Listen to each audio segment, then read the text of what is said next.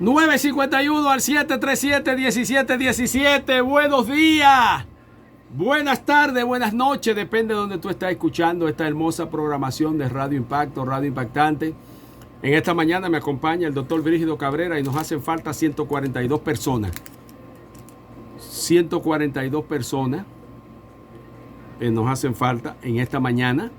Así es, gracias a estos tres hermanos que han llamado, que han donado. Melqui lo ha hecho, nuestra hermana Leonor lo ha hecho, nuestro hermano Marcos.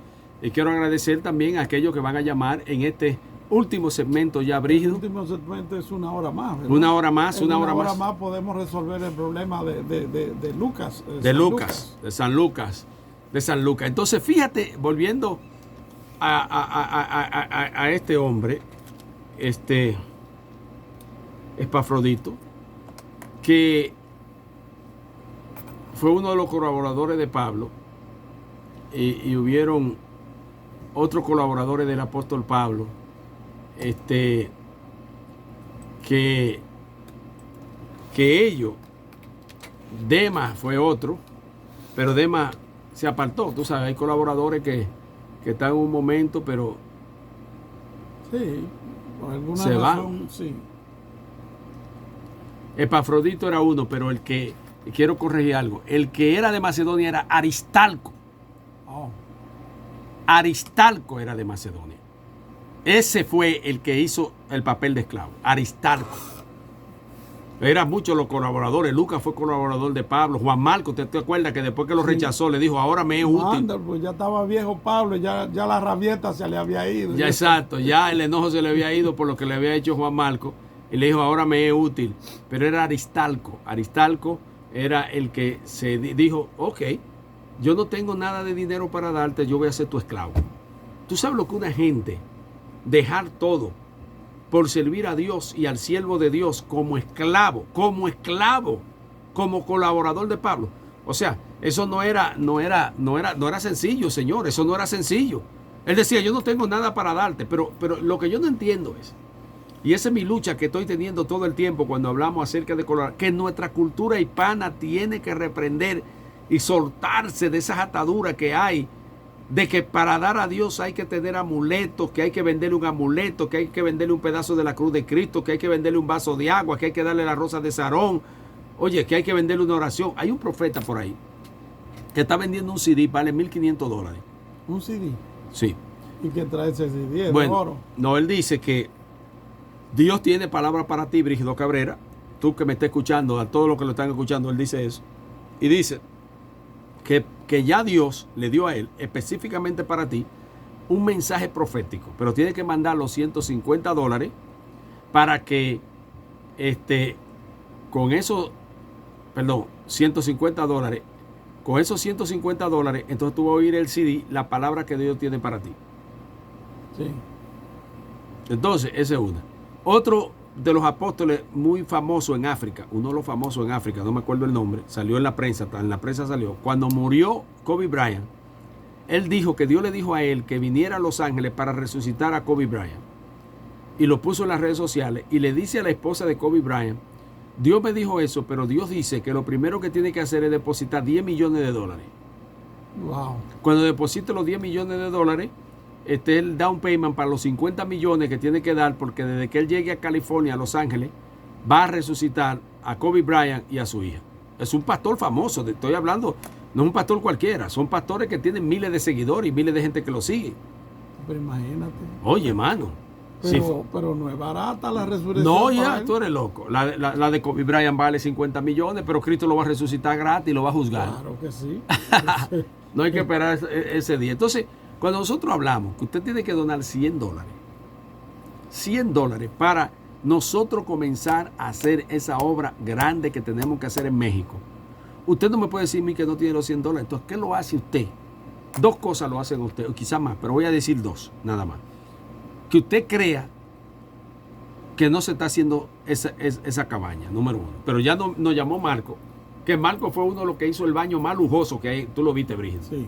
En toda la provincia de Monteplata, yo estoy seguro que no hay otro baño así. No hay un baño así. No es porque uno quiera echársela ni nada, pero es la verdad, es la verdad.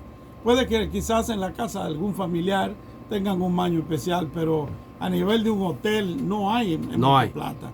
Sin embargo, allá en Monte Tabor está eso hecho para la gloria de Dios y el deleite de las hermanas y hermanos que van a pasar su tiempo allí, sea de bautismo, sea de pasadía, sea de montar a caballo, sea de amanecida, lo que sea que vayan a hacer en Monte Tabor, está todo esto a la disposición.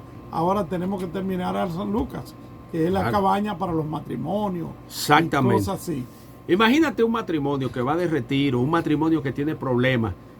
En el momento que nos dé a nosotros la oportunidad de dar conferencias matrimoniales, que eso va a incluir su cabaña privada. ¿Tú me entiendes? Para que se metan en la montaña y se metan por esa montaña y los matrimonios planifiquen, hablen de sus problemas. Eso va a ser precioso, Brígido. Pero yo, una pregunta, Andrés. Tú eres el visionario de este proyecto y yo lo único que hago que lo disfruto.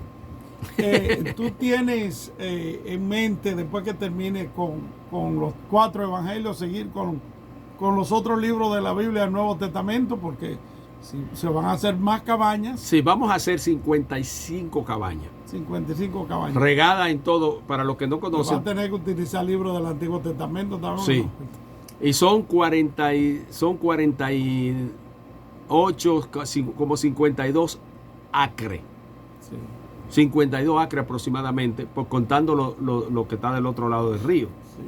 Entonces, si nosotros ponemos todas esas cabañas, entonces el próximo proyecto, después de terminar San Lucas, y vamos a terminar Juan, y vamos a dejar los 4 evangelios, entonces vamos a hacer los gaviones. No, galpones. Los galpones.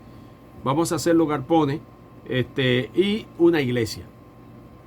Vamos a hacer una iglesia. Cuando la gente llegue, ya hay 4 cabañas, para que 4 cabañas, por lo menos 4 matrimonios que quieran entrar a esas 4 cabañas. Especialmente líderes que a veces van con grupos. Exacto. Y quieren, porque los grupos, los galpones para los líderes, Sí. perdón, los galpones para los grupos, Sí. y entonces para los líderes que a veces quieren estar más tranquilos, concentrados en lo que tienen que hacer. Preparar su mensaje, su Sí, privacidad, entonces van ahí.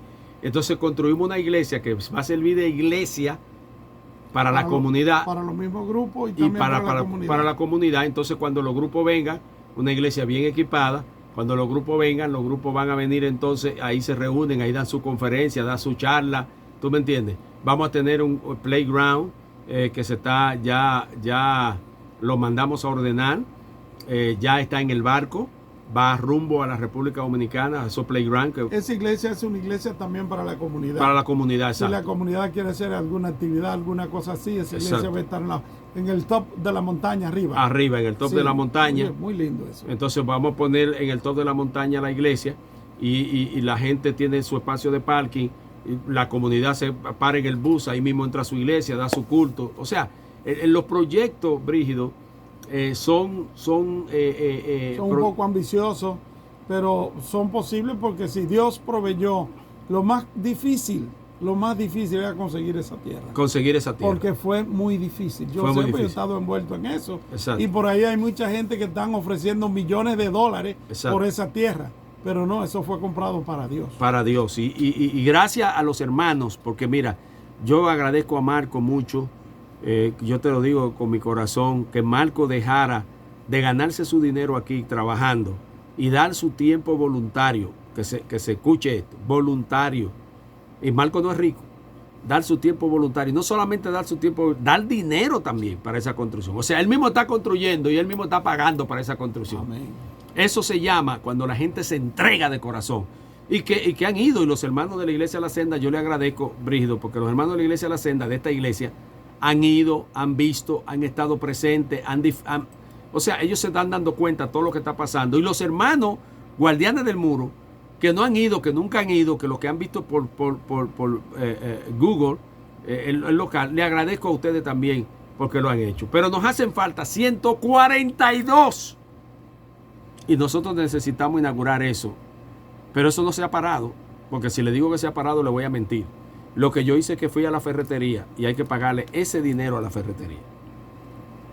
O sea que esos 142, el dinero no ha entrado pero ya ese dinero ya se consumió. Es como el coro, esto está como el coro que dice, esta obra no va a parar. Esa obra no va a parar. No va a parar porque está dentro de mi corazón. Así que llegó la pastora Lorena, si ella se sienta ahí y nos dice y nos anima a ver si la gente llama. Yo la veo que trae un equipo, parece que va para la televisión y esas cosas. La mujer está encendida. Entonces, vamos a ver si hay una voz de mujer que tal vez anime a los hombres para que den, porque imagínate. Sí, puede ser. Puede ser, ¿verdad? Puede ser que ella tenga la unción. Pero de todas maneras ha habido hoy personas que han llamado y han colaborado y gloria a Dios porque algo ha sucedido y seguimos con la visión de que la cabaña San Lucas La cabaña San Lucas tiene que ser terminada. No, y eso está precioso, eso está precioso. Necesitamos la colaboración del pueblo de Dios. Sigue hablando de Epafrodito, que ahí fue que quedamos de Epafrodito y el que se entregó a sí mismo. Sí, que Aristarco. Aristarco fue el que se entregó. El que se entregó. De Epafrodito. Sí. Quiero corregir eso. Es que son tantos colaboradores que uno a veces se confunde con los nombres. Demas, ese sabemos que ese dejó todo y se fue. Sí. Como hay gente, tú sabes, tú a veces comienzas un ministerio brígido con alguien y después te deja abandonado y lo dejó abandonado a Pablo. Y en el momento más que Pablo lo necesitó, lo dejó. Oye, a Pablo le dolió tanto esa situación de que ese hombre lo haya abandonado, que le partió el corazón. Tú sabes. Es que a veces hay gente que comparte la visión en el principio, pero después que ven que se está recrudeciendo el trabajo, entonces tienen miedo de alguna manera o se atemorizan y toman otra dirección. Realmente hay que volver a lo que la Biblia dice. Yo sembré, Apolos regó, pero el crecimiento lo da Dios y hay que confiar en que Dios es el que lleva crecimiento en cada una de las cosas que nosotros hacemos y que cuando hacemos una cosa para Dios, Dios se encarga de bendecirnos por nuestra parte. Sí, y yo quiero dar la cita antes de pasar a la pastora. Es en Hechos capítulo 19, verso 29. Dice, y la ciudad se llenó de confusión. Esa era cuando él estaba en el teatro de Éfeso. Yo estuve ahí en ese teatro. Todavía existe ese teatro. Sí. Y senté a la gente ahí y prediqué en ese teatro. Me tocó predicar en ese teatro. Aleluya. Oye, qué privilegio. Eso fue un honor allá en Éfeso.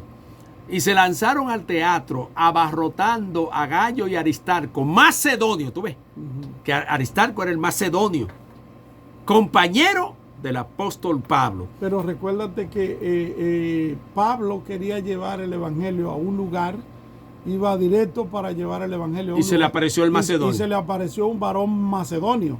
Y le dijo, pasa por aquí, y se debió. Y la gente a veces se pregunta, pero ¿cómo que se le apareció? Él tuvo una visión, él tuvo un éxtasis, algo así, y vio un varón macedonio. Pero ¿por qué él sabe que era un macedonio? Sí, y el otro verso bíblico, porque fue en visión que Dios le dijo que era por la cultura, la forma de vestir. Por la forma de vestir. Sí. Por eso supo que era un macedonio. En Colosenses capítulo 4 dice, del verso 10, Aristarco, mi compañero de prisiones, os saluda. Sí. O sea que ese se quedó. En cambio, oye, Demas no fue. Adelante la pastora Lorena. Bendiciones, pastores, Dios les bendiga. Bendiciones, pueblo de Dios, en esta preciosa mañana. Qué bueno es poder compartir contigo un día más, hoy día de ayuno y oración, donde estamos clamando y orando por sus necesidades. Pero yo sé que hay un pueblo, pastor, que no nos ha dejado, a pesar de las circunstancias que nosotros estamos viviendo, en unas situaciones, la verdad que no han sido fáciles para muchos, que muchos han perdido su trabajo. Antes trabajaban los dos, hoy está trabajando uno, pero esto es de creerle a Dios. Esto es de creerle a Dios, el que nosotros podamos creerlo a lo que se lee de la palabra de Dios, la escritura, ¿verdad? De lo que ustedes están hablando es algo tan importante y todo esto es creerle a Dios. Mira entonces, creerle a Dios. La otra parte, pastora y pastor Brígido, mira, en 2 de Timoteo 4:10, porque Demas me ha desamparado amando este mundo y se ha ido a Tesalónica, Crescente fue a Galacia y Tito a Dalmacia. ¿Será que se descarrió Demas? Sí, algunos historiadores dicen que lo que pasó con él fue que cuando viene la persecución, porque dice amando a este mundo. Porque cuando viene la persecución, el hombre cogió miedo, mano. Y y lo que hace es que se va. Porque en medio de la persecución, ahí es que aprecian a Pablo, él dice, no, espérate, así no, papá. Tú tienes persecución, pero Yo ya viene la quiero ir a muerte. predicar, pero que me metan preso, no. No. Y se fue. Y Pablo quedó muy triste, tú sabes. Pablo quedó con el corazón quebrado. Pero Aristarco dijo, ve, que encontramos gente que son fieles, que son buenas. Pero Pablo dice, Aristarco dice, yo voy a ser, oye, eso es grande, esclavo. Y por eso estuvo en prisión con Pablo. ¿Tú estás dispuesto a irte con tu amo que está condenado? Él dijo, sí, yo sí. Y Pablo no le pidió que fuera esclavo suyo, No. de ninguna manera. Él fue el que quiso. Él fue el que quiso voluntariamente entregarse para el servicio del apóstol Pablo. Creía en el mensaje que el apóstol estaba llevando. Y dicho sea de paso, Pablo no fue de los 12 discípulos que tuvo con Cristo, que vio a Cristo personalmente como anduvieron los otros 3 años. A él se le apareció Cristo después. Sin embargo, este hombre cree ciegamente que este hombre está hablando la palabra de Dios. Ahora, yo te voy a decir una cosa. ¿Cómo en la mente? Yo quiero que tú te imagines ahora mismo un predicador que vaya para la cárcel en Corea del Norte y que aparezca uno, diga, yo voy a ser colaborador, yo voy a caer preso con él. Está loco. Eso no existe. Eso no existe. Es como la misma Biblia cuando le dice Pedro a Cristo, oye, tú vamos, no, que no te acontezca. Que no Dijo, te acontezca cosas así. No, El Señor no, le dijo, no. apártate de mí, Satanás. Apártate de mí, Satanás. Sí. Tú te das cuenta, no todo el mundo está dispuesto a entregarse por nadie, a dar su vida por nadie, a entregarse. Es lo que yo digo, que nosotros decimos, yo amo a Cristo. Señor, yo daré mi vida por ti, hasta mi vida, y no le das $100. No, olvídate de eso. Tú también eres familiar con la historia de los 4 capadocios, ¿no? Los jóvenes capadocios que dieron su vida por causa del Señor, y también de otro hermano que iba, no me acuerdo bien el nombre, pues soy malo para recordarme los nombres, que iba para el martirio y dijo, por favor, ya no me detengan más, que yo lo que quiero es ir a morir. Atanasio fue ese. Atanasio. Que él escribió sus 7 cartas mientras iba. Sí, 7 cartas escribió entonces cuando llegó a Roma porque lo quería. Acuérdate, Atanasio era un padre de la iglesia, era poderosísimo. Sí. Nosotros tenemos la confesión de él. No fue Atanasio, porque es que Atanasio, si fue no fue padre de la iglesia, Atanasio aparece en el 300 y tanto. Se llamaba como Dima, por así decirlo, con D, no me acuerdo. Atanasio es el que prepara todas las cuestiones que después San Agustín le da el Sí, pulimento. Atanasio. Sí. Atanasio fue Déjame ver. fue del norte de África. Sí. Él era del norte de África. Y Atanasio lo que hizo fue que vino a ser el líder de esta ciudad de Constantinopla. Ok. Él fue el que escribió, por eso nosotros tenemos el credo de Atanasio. Sí. Entonces, Es el mismo credo el niceo napolitano. Exacto, porque él lo que hizo alguna revisión después de eso, porque el credo neonapolitano fue en el 325. Atanasio entonces escribe cuando está dándole la perfección, porque hubo otro credo que se escribe, acuérdate, en el 381, que era del mismo, que viene de la misma renglón del credo de Nicea, dando eso énfasis. Amén. Pues me llama la atención cómo esta gente estaban dispuestos a morir por la causa de Cristo. Y hoy nosotros encontramos un grupo de gente que desde que la tierra tiembla andan corriendo. Se fue Ignacio de Antioquía.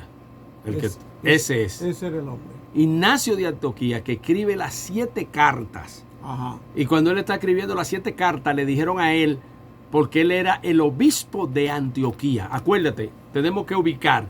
Había un obispo en el norte de África, había un obispo en Roma, había un obispo en Jerusalén, había un obispo eran 5 que había. Había un obispo en Jerusalén, norte de África, Roma, Antioquía y en Constantinopla. ¿Cuántos obispos eran? 5. 5 obispos. Porque eran las ciudades más importantes, donde la religión tenía más fuerza, el cristianismo. Entonces en cada una de estas 5 metrópolis había un obispo. Ahora, Ignacio de Antioquía es aquel hombre que se le dice a él cuando llegue a Roma por la influencia que tenía, porque la persecución que había en el imperio, había persecuciones que eran regionales, que no eran en todo el imperio. Sí, sí. Y eso hay que entender. Había paz en otra parte del imperio. Exacto. Por lo que tú dijiste al principio, de que si te persiguen, si lo acusan, entonces muchos eran pacificadores. Exacto. Y dejaban la cosa así tranquila. No se metían en eso. Sí. Entonces los hostigadores era y no solo eso, había gente que no era cristiano tampoco, y un vecino lo odiaba. Decía, mira, ese hombre es cristiano, para que lo maten. Y así él se libraba de matarlo él, lo mataba el Estado. Wow. Entonces, lo que pasa aquí con Ignacio es que cuando él llega a Roma, le dice la influencia y el poder que tenía. La influencia era tan grande que le dice, porque en ese momento en Roma no había persecución, pero había persecución en Antioquía. Y dijo, no me defiendan, porque yo soy el trigo. Exacto. Que seré molido. Dijo él, no me defiendan, porque yo voy a morir como un hombre que tiene que morir por causa de la palabra. Estar dispuesto a entregar su vida por Cristo. Estar eso dispuesto a morir por Cristo. Eso yo creo que hay que examinar mucho la fe de muchos de nosotros en este tiempo, porque estamos dispuestos a sufrir hasta que no nos pisan el callo. Desde que llegue el momento en que nuestra vida esté en peligro, estamos corriendo y negando, si es posible, la misma fe. Estamos dispuestos a morir, pero que no me toquen mi dinero. Exactamente. Que ese es mi Dios. Estamos dispuestos a morir porque no me toquen la familia. Estamos dispuestos a morir, pero bueno, que se ve que es una mentira. Es una mentira, es una mentira. Por eso que los verdaderos cristianos tienen que ver si ahora con esta pandemia, que tú sabes que ahora ya mucha gente se descarrió, ya la gente no quiere saber de Dios ni quiere saber de la iglesia. Hay pastores que han cerrado iglesias sin necesidad. A la iglesia vino un hermano hace como 3 domingos y me dice, vengo a visitarte porque todavía mi iglesia el pastor no quiere abrir. Y digo, ¿y por qué? No, dijo que no. Sería bueno quizás escuchar algún testimonio de algún hermano que llame o pastor que nos llame y nos diga cómo le ha ido, porque realmente, gracias a Dios, nosotros aquí tenemos la iglesia aquí, la senda, no se ha cerrado, y gracias a Dios tenemos la manera de continuar. Y muchas de nuestras iglesias tienen la posibilidad de continuar sin problemas, pero yo sé que hay otros, sí, como hemos hablado toda la mañana, que no le ha tocado la misma suerte, quizás porque no se han organizado administrativamente, quizás no se han organizado, han gastado todo el dinero a lo mejor en cosas que no tenían nada que ver, y ahora que llegó el tiempo de la vaca flaca, no hay cómo seguir hacia adelante. Nos gustaría saber. Sí, que nos llame, danos información, llámanos, sí, cómo está pasando tu iglesia, que si está dando servicio, si no está dando servicio.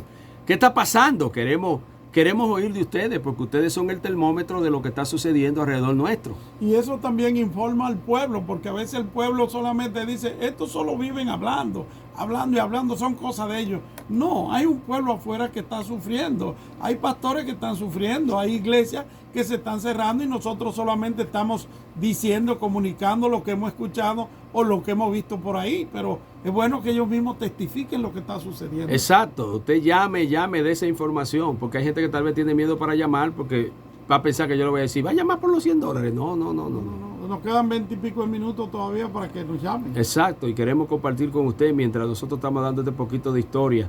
Entonces, oye, Ignacio empezó a escribir, también él era contemporáneo y era amigo de Policarpo, porque Policarpo, como iba para Roma, Ignacio, Policarpo después preguntó e indagó si verdaderamente llegó a morir o no, y sí le informaron a Policarpo después. Acuérdate que no había teléfono, ni celular, ni fax. Eso eran informaciones que llegaban 2 años y 3 años después.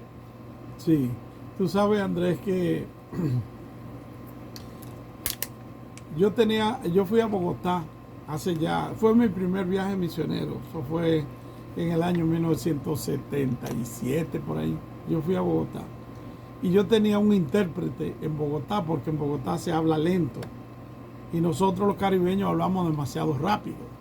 Ellos no nos entienden, tenemos que hablarle bien pausado para que puedan entendernos. Entonces, este era un ancianito que dijo, yo voy a ser tu intérprete o tu guía. Yo le decía, yo no necesito intérprete, yo hablo bien español. Y dice, no, negro, no te entiende. Entonces yo salí con él varias veces y había una estatua de una mujer que se llamaba Policarpa Salabarrieta. Wow. Policarpa Salabarrieta. Yo le dije, oye, Otoniel, ¿y esa Policarpa Salabarrieta quién era? Esa era una novia de Bolívar. Pero él me lo dijo en broma y yo lo tomé como que era en serio.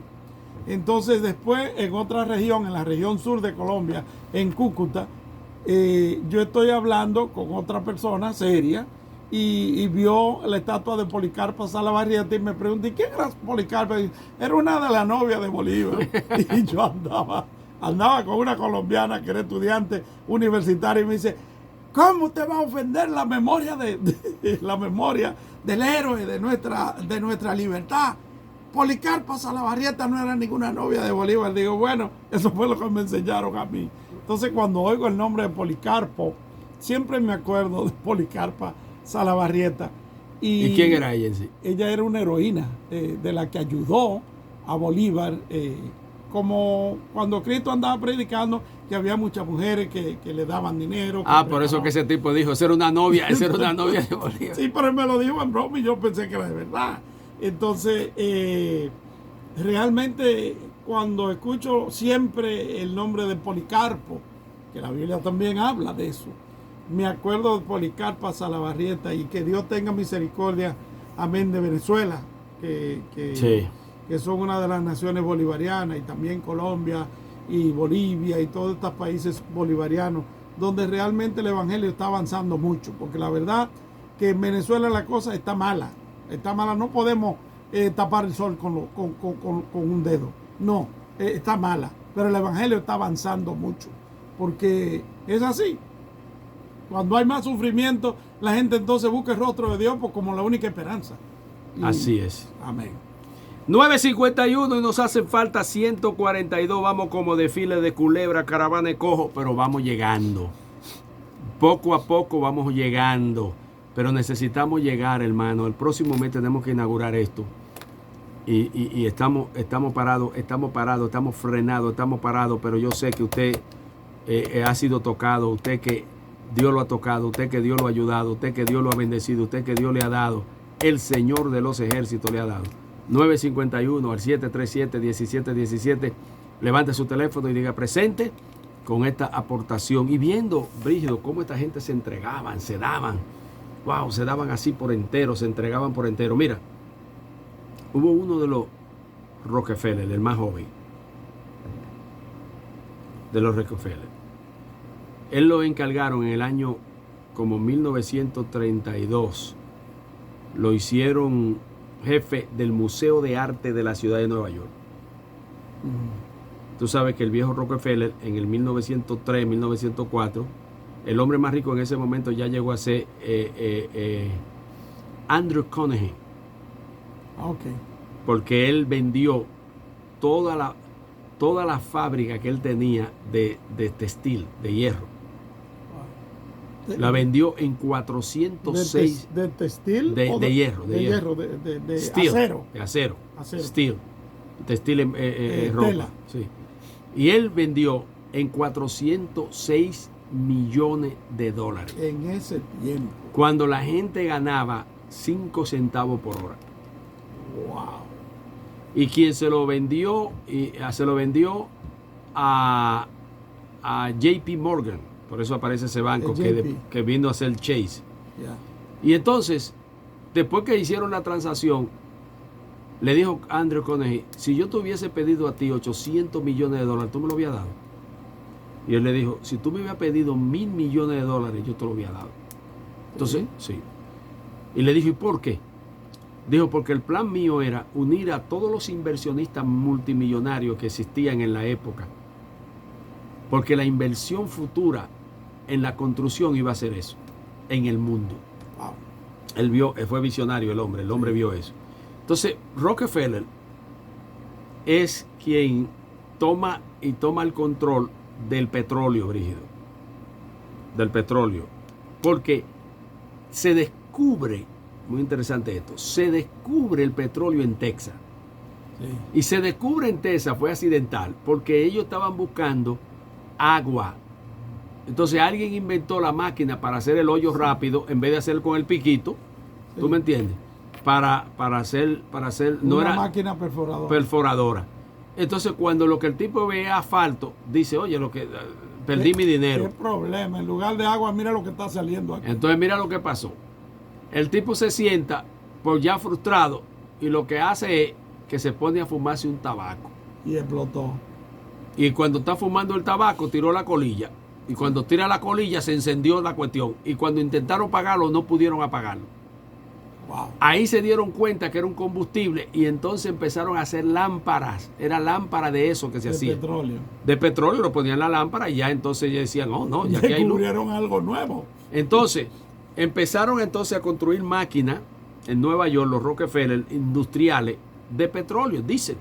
Sí. Pero no se había inventado la gasolina. Pero era petróleo o diésel. No. Porque el diésel es un derivado. El petróleo, Petróleo puro. No, diésel, petróleo de diésel, o sea, procesado. Refinado, sí. Pero entonces, ellos entonces extraían y sacaban la gasolina y la botaban. Ah, sí. Entonces Rockefeller le dijo a uno de sus ingenieros químicos, oye, esto enciende, esto coge fuego y no se puede hacer algo con esto. Ahí es que empieza entonces el invento del automóvil. Para Con usar gasolina. gasolina. Por eso es que hasta el día de hoy, como Rockefeller fue el que hizo esa investigación, le toca lo que aquí se hace en este país, ¿cómo se llama? El franchise. De royalty. El royalty. Y todavía ellos reciben dinero de eso. Entonces este joven, que yo quiero caer en este joven, lo que hizo este joven, hijo de Rockefeller. Ya yo quería caer porque también en Sodoma y Gomorra dice la Biblia que habían pozos de betún. Exacto. Era petróleo. Era petróleo. Y sigue entonces con el joven. Entonces el muchacho se fue a Nueva Guinea, en barco, ya tú sabes, los aviones no llegaban ahí en esa época. Porque él estaba explorando, buscando artes, Europa, sitios raros, y para su museo. Pero algo le llamó la atención de los nativos de ese lugar, y quiso entonces, con los millones que tenía, identificarse y ayudar a los nativos y darle la mano, y regresó a Nueva York. Entonces le dijo a la familia que iba a regresar y que iba a durar un tiempo para educar y ayudar a esos nativos, y que iba a entregar su vida por ellos. Así lo dijo. De la gente de Nueva Guinea. De Nueva Guinea. Se fue allá nuevamente y desapareció. Nunca más se supo de él. Y la historia dice que lo que se cree fue que había caníbales ahí y se lo comieron. Entonces, encontramos a un hombre que no fue por religión. Por eso que cuando Pablo dice en 1 Corintios capítulo 13, si yo diese mi cuerpo para ser quemado. Parece que había costumbre en ese tiempo de hacer eso. Había costumbre en que los ricos creían que si ellos entregaban su vida, hacían el bien para la humanidad o algo pasaba. Sí. Entonces, Andrew Carnegie, por ejemplo, que todavía toda la librería que tú ves por ahí son fundaciones de él, porque él murió, pero las fundaciones siguen. Sí. Porque cuando él era pequeño, dice que tenía 8 años, a él le gustaba leer, y fue a una librería en Milwaukee. Ahí era que él vivía, en Milwaukee. Y cuando fue a Milwaukee le dijeron que él no era de la élite, era blanco. Sí. Él no era de la élite. No importa, porque el racismo la gente cree que es de color, el racismo es de poder y de dinero. De dinero, sí. No es el color de la piel nada más. Entonces le dijeron que no podía él entrar a la librería. Y la mamá le dijo a él, en el hambre que llegó a pasar, dice que tuvo un invierno sin calefacción. Y la mamá lloró y lo abrazó y le dijo, mi hijo, yo te pido perdón por haberte traído a este país. A Milwaukee. O sea, ok. Porque ellos no eran de aquí. Ellos no eran de aquí. Ellos eran de ¿Irlanda? De Irlanda. Okay. Entonces le dijo, yo... Esto es historia también para la gente que están escuchándonos, que sepan que hablamos la cosa no simplemente porque hablamos, sino que hacemos nuestras investigaciones. Exacto, exacto. Y esto es parte de lo que el Evangelio también es. Así es. Y le dijo, yo te pido perdón. Y lloró la mamá por traerte a sufrir a este país.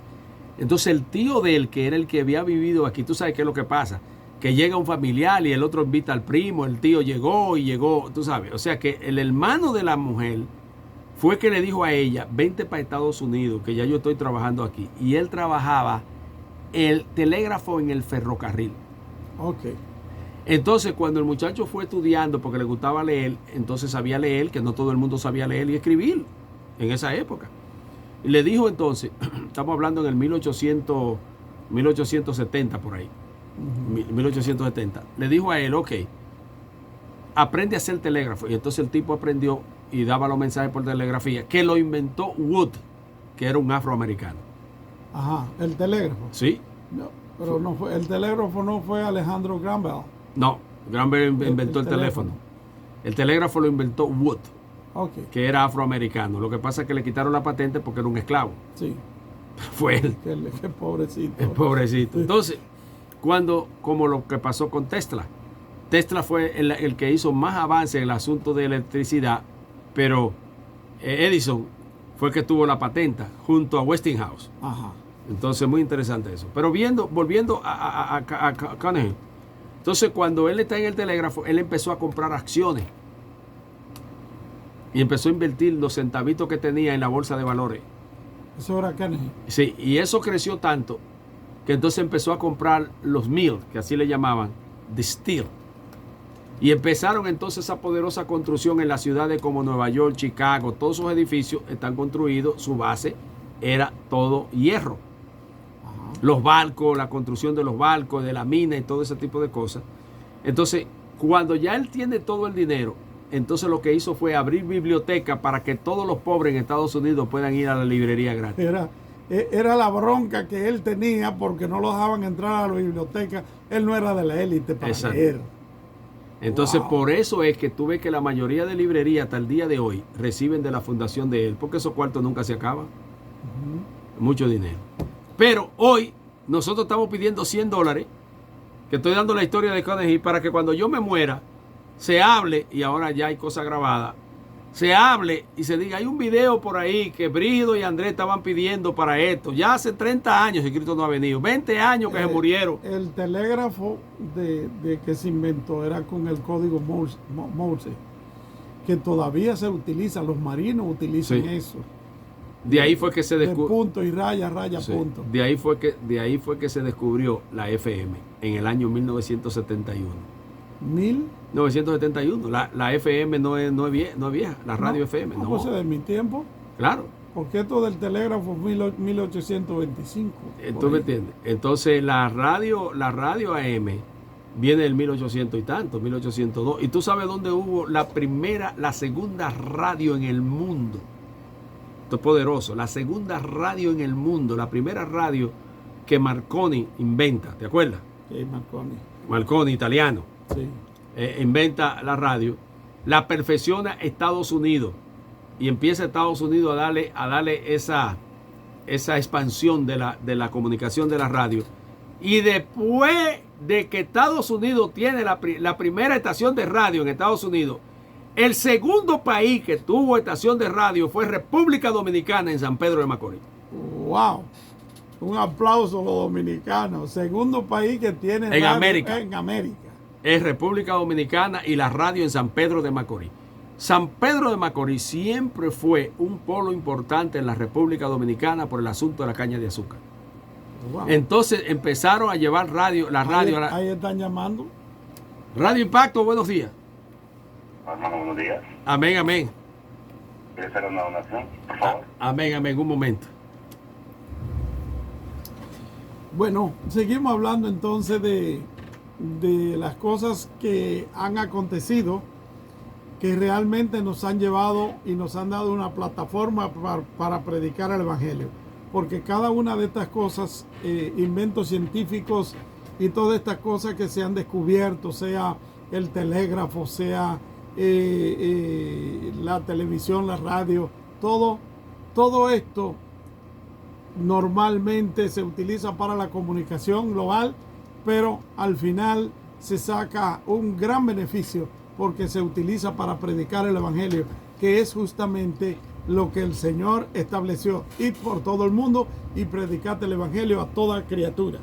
Entonces, todas estas historias, la gente va a hablar de esto que nosotros estamos hablando, como estamos hablando de cómo esta gente empezaron a desarrollarse. Mira, hubo otro hombre, este hombre, esto es interesante también. Tú sabes que el log, cuando hablamos de la madera, para la forma de transportación se hacía a través de los ríos. ¿Tú sabías Sí, a eso? través de los ríos, sí. Ok, Le echaban, y hay muchos lugares que todavía lo hacen. ok.